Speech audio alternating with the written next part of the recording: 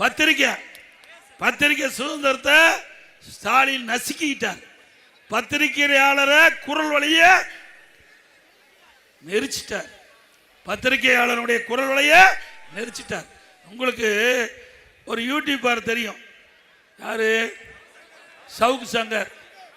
அவருடைய தாயார் இன்னைக்கு இறந்துட்டாங்க. பாவம், தாயார் மனவேதையில் மன உளைச்சல்ல இறந்துட்டாங்க. சிந்திச்சு பாருங்க. ஒரு அரசாங்கத்தை விமர்சனம் பண்ணிட்டு இருந்தாங்க. நான் இருக்கும்போது கூட தான் விமர்சனம் பண்ணாங்க என்னை பற்றி.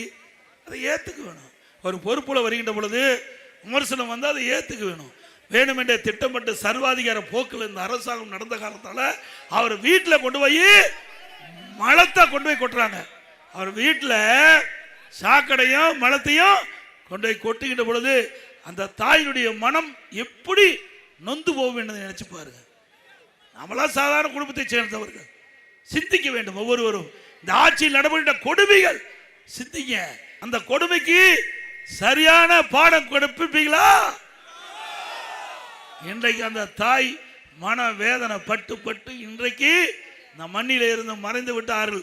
இதற்கு காரணமானவர்கள் எதிர்காலத்தில் பதில் சொல்லியே ஆக வேண்டும்.